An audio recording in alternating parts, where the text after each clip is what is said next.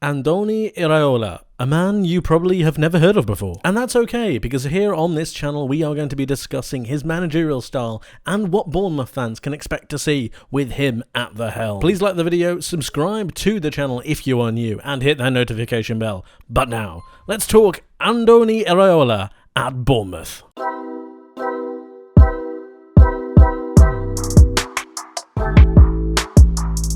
There are two words that I would use to describe Andoni Iraola's approach to football, specifically from his time at Rayo Vallecano, and they are pragmatism and opportunistic.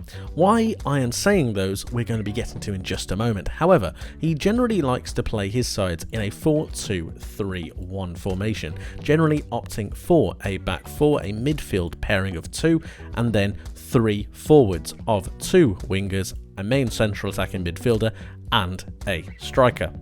Now, we could attribute players' names to certain positions. We could have Senesi here, we could have Ouattara here, we could have Dominic Solanke as the main striker. However, what we're going to do is really go through the general play of Bournemouth and how I think that Iraola would be able to adapt his style into this Bournemouth team. Now, you might think that pragmatism and opportunistic are not two positive things, especially when you think that they've sacked Gary O'Neill. However, there might be something here.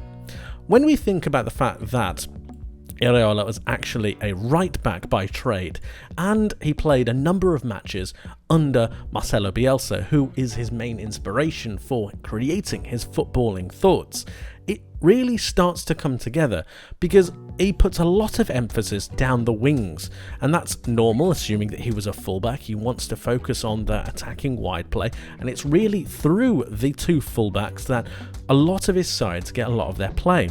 They really start to become dangerous once the overlapping runs from the two fullbacks start to come into fruition. The wingers start cutting inside, and then that creates overloads both in the centre but on the outside of the pitch most of all. Crosses are essential, as are long balls coming from the goalkeeper into the main striker. A lot is put on this main striker, which is why he's helped out by the likes of the central attacking midfielder, who does move on. Now, from a more defensive point of view, they do drop back a little bit more, the wingers, which allows the two main forwards to stay up and just start pressurizing the opposition. Not too much, it's not a high press by any stretch of the imagination, but it also alleviates some of the pressure that these two central midfielders are going to have. Speaking of opportunistic, what did I mean by that? Well, a lot of the time, whether it's down the right or the left, you're going to see one of these two centre midfielders just dart forwards just a little bit. It's all about taking their chances, and when they have the opportunity to overload in certain areas, it's about understanding what you want to do, where you want to be, and how you can take advantage of certain situations. He really creates that opportunistic sense in his sides by reading the game. His teams read the game very, very well as being extremely well drilled, dynamic, and very energetic. But from an offensive point of view, what happens? Well, it tends to look something like this. Here we have the attacking version of what a Bournemouth side could look like. We know that they have very good wingers. We know that they could invest in some very good fullbacks. Generally, the overlapping runs from these two fullbacks will create the wide area space, allowing the wingers to both drift inside, but also to make deep lying runs into the box. This gives opportunity for not only the two central midfielders, who will not be sitting next to each other, they'll be at a vertical angle, meaning they can get better passing lanes. You've also got the central attacking midfielder who will be making drifting runs through into the box. Obviously, the main striker will be occupying the box himself, waiting for those crosses in from the fullbacks, waiting for those runs from the wingers, and it's generally going to come from these wide areas. There's a lot of attacking play. It doesn't tend to come through the middle of the pitch. It's generally through these main pillars, these main points right here on both sides of the box. From a defensive point of view, what are we expecting to see? Well, generally, you're going to see something like this, a narrow back four tucking inside. And when I said about the wingers being extremely defensive, I wasn't joking. A lot of the time, you're going to see these two wingers hugging next to their opposing fullbacks, making sure that they are covering them. These will take on point against the opposition players. They will be the first team or the first players to engage for the team, and then they will be backed up by their fullbacks. It's all about making sure that they are both a defensive unit, but at the same time being aggressive when they hit a certain line in front of the box. You're going to have the striker maintain his position, which is where a lot of the long balls are going to come from. Again, channel running is going to be absolutely essential. It's all about taking the opportunity and understanding where the space is going to be, where the space is going to be left behind from the likes of the opposition when they start to overcommit or commit bodies forward. Generally, offside play is going to be a bit of a difficulty. Rayo Vallecano did struggle with this on certain occasions, so Dominic Solanke, if he does play in this position, is going to need to time his runs well and time his runs very precisely to be able to beat that offside trap, which we know is very present at the moment in the Premier League. The central attacking midfielder could drop a little bit deeper if you would like. However, a lot of the time you see him spin in behind, making sure that these defensive players are able to hold on the ball and then create that transition.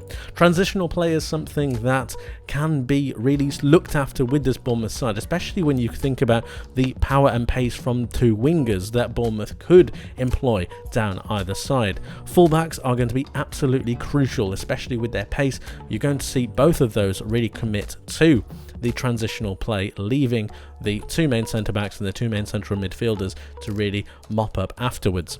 Transition, opportunity, and really taking your moments through that pragmatic approach is going to be how Bournemouth are going to take a lot of their chances.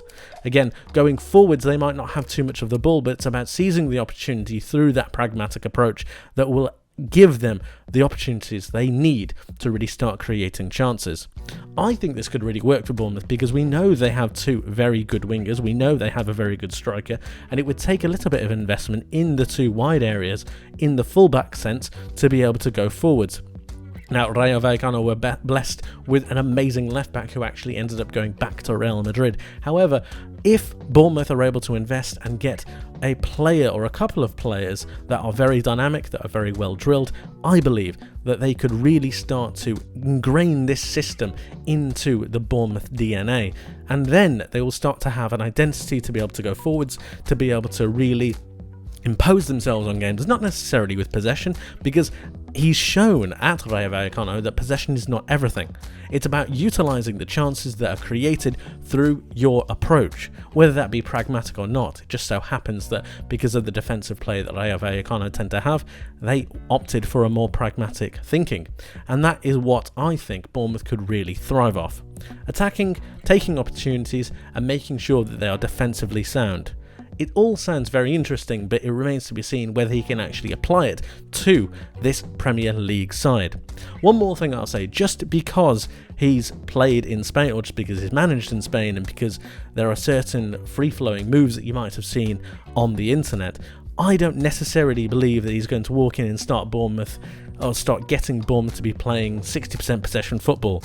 I think a more pragmatic approach is going to be taken, and I think it needs to be understood that it's not all going to happen overnight. Time needs to be taken to be able to really give him and give Iraola the real proper qualities that he needs and the backing that he needs in the transfer market to be able to create the side that he believes can go forwards, especially down these wide areas.